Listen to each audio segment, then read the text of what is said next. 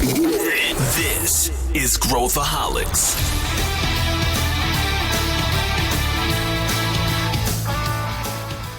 Olá, aqui é Pedro Van Gertner, eu sou o CEO da ACE e esse é Growthaholics, o podcast para quem adora inovação e empreendedorismo. Hoje a gente vai fazer a última mentoria express dessa temporada. Esse é um formato onde a gente reflete sobre carreira, mercado e desenvolvimento pessoal. Antes de tudo, eu queria saber se você gostou desse formato mais curto de conteúdo. Então manda o feedback para a gente. É só escrever um e-mail para podcast@goace.vc. A gente quer ouvir e quer entender se esse formato faz sentido para você. Também, os seus compartilhamentos nas mídias sociais nos ajudam a entender a temperatura da nossa audiência. Então, se você gostou, compartilha lá. E falando em feedback, é sobre isso que a gente vai falar hoje. A gente vai encerrar a nossa temporada justamente discutindo essa ferramenta tão importante para o nosso crescimento profissional e pessoal.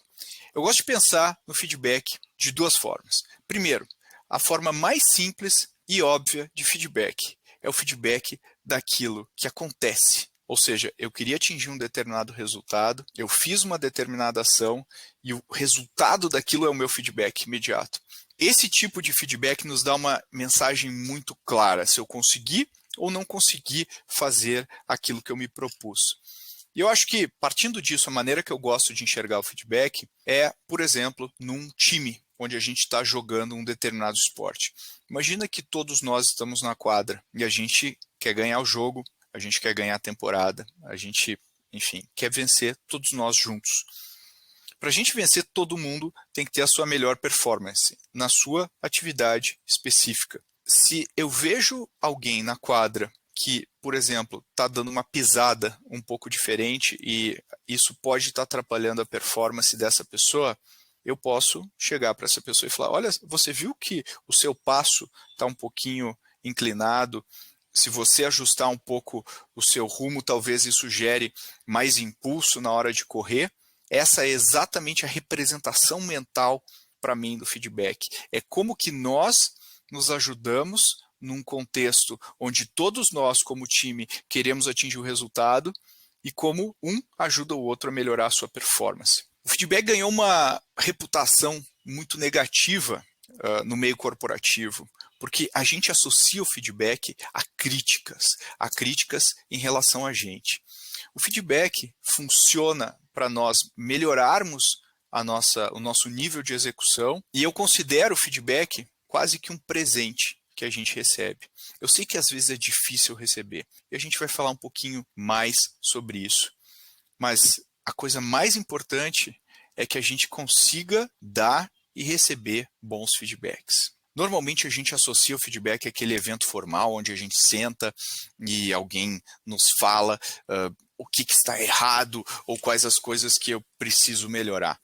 Eu acho que o feedback não deveria ter essa conotação. O feedback é uma ferramenta, ele pode ser utilizado, como a gente costuma dizer, o feedback positivo ou negativo.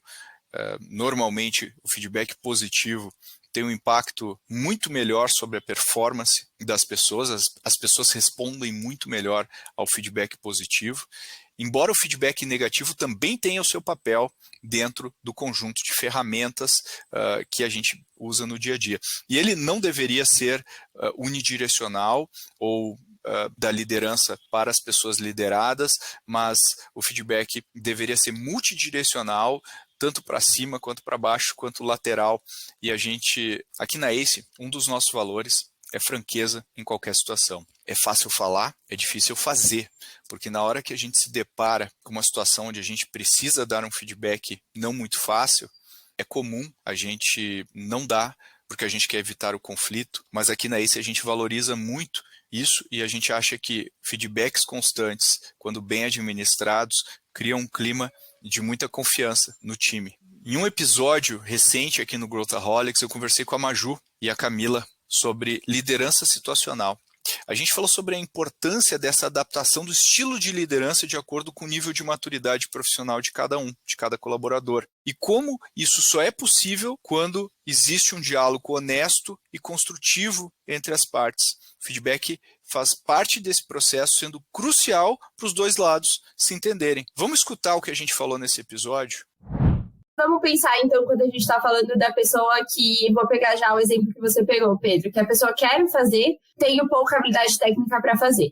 É aquela pessoa que você fomenta e você motiva com feedbacks. É aquela pessoa que vai precisar de reconhecimento, não no sentido público, mas reconhecimento do que eu fiz está certo e do que eu fiz que está errado. Né? Esse acho que é o primeiro ponto quando a pessoa não tem skill técnica. Eu vou ter que desenvolver a skill técnica dela a partir de um acompanhamento mais próximo.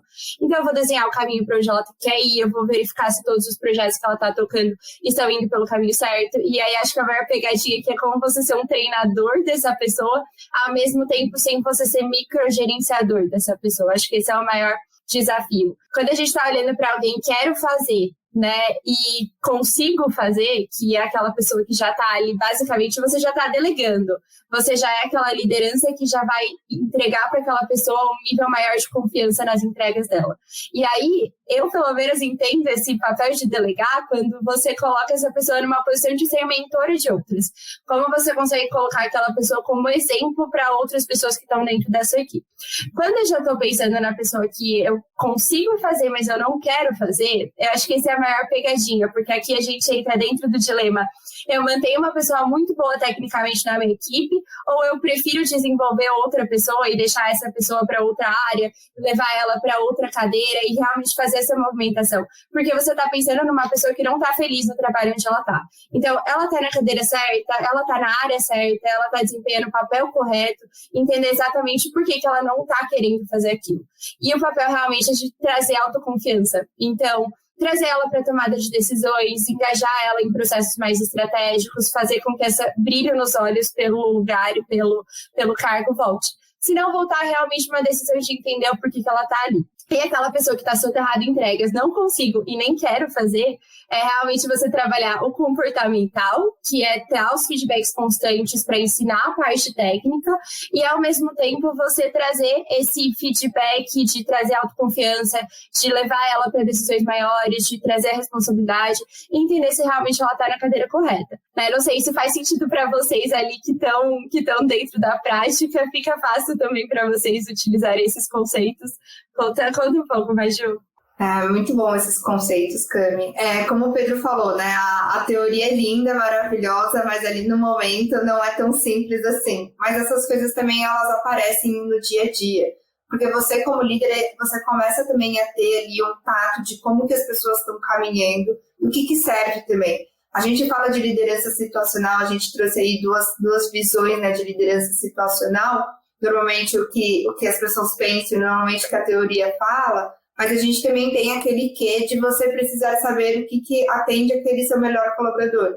Ele pode estar com uma alta vontade, né, uma alta capacidade, mas qual a melhor forma de você motivar aquela pessoa? Aquela melhor forma é você puxar a corda ou é você estar ali do lado dele, dando aqueles feedbacks super positivos?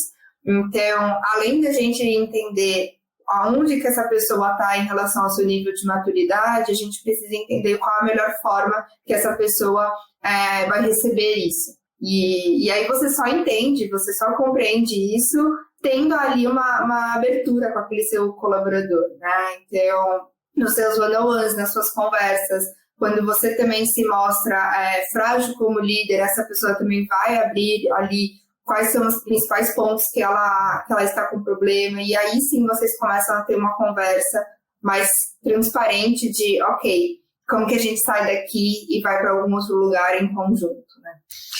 Eu fico pensando nisso, né, nessa questão da liderança, e quando a gente começa a viver muito esses padrões, a gente começa a pensar, né, eu me lembro do Jim Collins falando que a primeira função, né, da liderança ele faz a metáfora do ônibus, né, colocar todas as pessoas nos lugares certos do ônibus para depois andar. E eu vejo muitas vezes líderes se culpando por não estar conseguindo fazer a sua equipe performar, quando na verdade eles estão com a equipe errada, né? Eu me culpo por não estar conseguindo ajudar as pessoas da minha equipe, quando eu deveria estar provavelmente achando pessoas que tenham mais afinidade com o desafio que a gente tem. Se a gente quer ter orgulho do produto final que a gente está fazendo, detalhes são muito importantes. E inovação, isso não é diferente. assim como na cultura da empresa, principalmente porque a liderança precisa se tornar um exemplo a ser seguido. No episódio 50, o Guilherme Petreschi, founder da Woke, falou sobre essa comunicação honesta quando formamos novos líderes no mercado hoje em dia. Vamos ouvir o que ele disse. Mas eu fico muitas vezes surpreso, como ainda hoje, às vezes eu faço uma pergunta mais provocativa tal, e eu recebo respostas assim, no meu setor não vai mudar. Eu ainda escuto, né? Então, assim, o primeiro elemento que eu queria trazer é assim, as pessoas precisam ter a convicção de que vai mudar. Do ambiente mais tradicional, lento, específico, técnico, ao mais rápido, inovador, orientado ao consumidor, na ponta, as dinâmicas vão mudar. É fundamental entender que inovação não é uma coisa única, né? Você pode inovar em várias frentes, pode inovar no produto, na forma, no modelo de negócio, na ferramenta, no ritmo, no preço, na experiência e assim por diante. E aí, em linha com isso, eu acho que assim, isto posto, né, assim, tenho certeza que, cara, ou a gente muda, ou o caminho nos levará a um muro. Eu acho que tem algumas coisas chaves.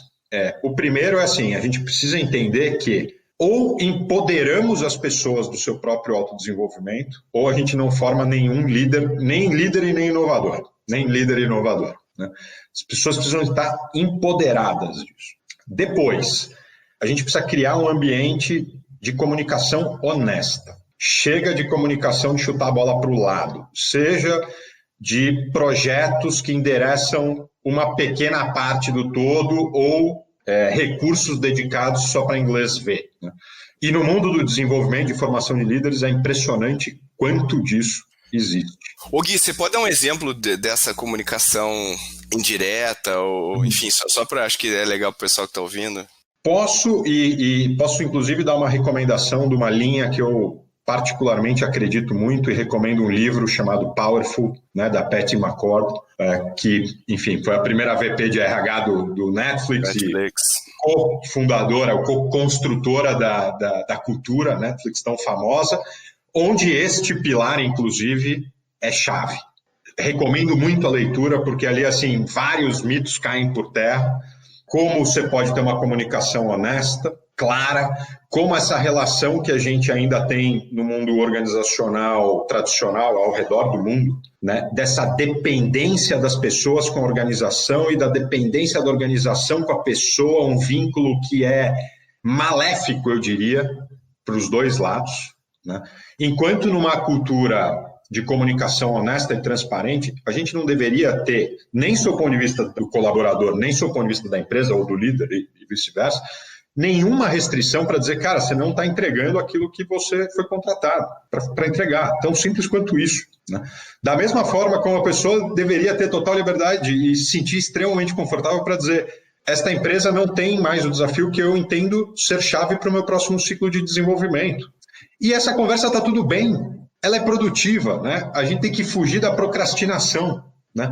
Agora, a conversa dura, mas ela é extremamente saudável, porque na prática a gente não quer aquele executivo que está mais ou menos, não tem mais tempo para alguém estar 80%. Ou está todo mundo a 100, 120, ou quem sabe até mais, ou essa relação vai ser improdutiva para a empresa e para a pessoa, para a sua própria carreira. Então, e isso permeia todas as frentes, né, Pedro? Assim, da forma como você lidera, da forma como você interage, da forma como você traz de forma transparente, a gente viveu aqui durante a pandemia, né, a importância da transparência na comunicação, a realidade, né, assim, o risco financeiro, o desafio, os planos, as eventuais tomadas de decisão que a gente vai precisar tomar se a situação ficar mais crítica, menos crítica, dependendo do tema. Então, acho que assim, a comunicação honesta, ela é bem por aqui, eu acho que ela é chave.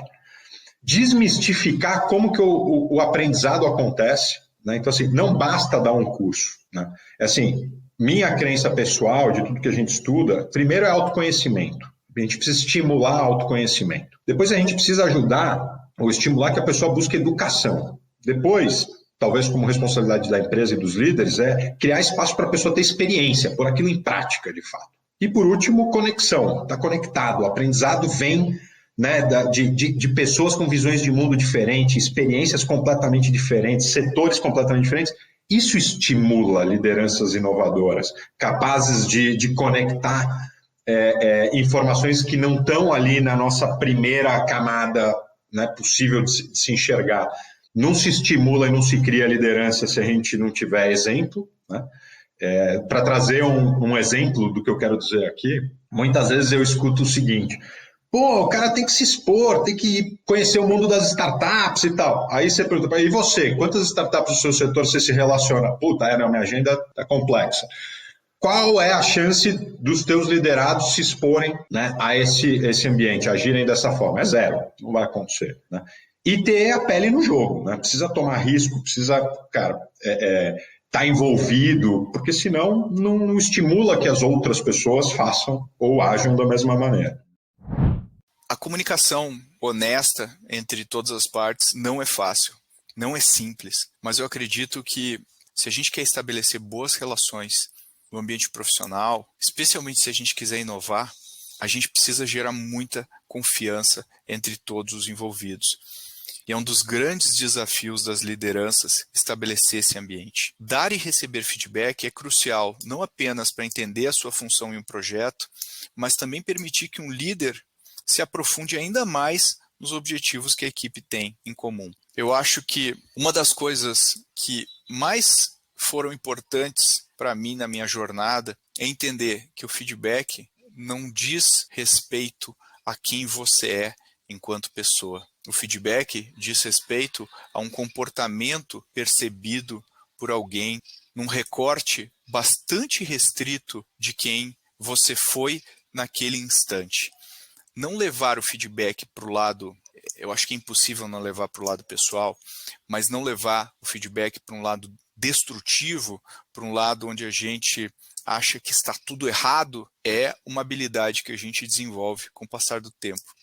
E a única maneira da gente desenvolver essa habilidade é estando abertos a receber mais e mais feedback. Como qualquer outra coisa, feedback é um treino, tanto dar quanto receber. E eu proponho que você, saindo desse episódio, dê um feedback para alguém, tente ter conversas que talvez você ache difíceis no curto prazo, mas que vão gerar mais confiança e mais resultados no longo prazo para todo mundo envolvido. Chegamos ao fim do último episódio dessa temporada de Mentoria Express. Como eu disse lá no início, nós queremos seu feedback. Conte pra gente se você gostou ou não desse formato, se quer ver mais, ou se tem alguma dúvida que quer ouvir sendo respondida por aqui. O e-mail é podcast@goace.vc, goace.vc. É só mandar para lá que a nossa produção lê tudinho e responde para você.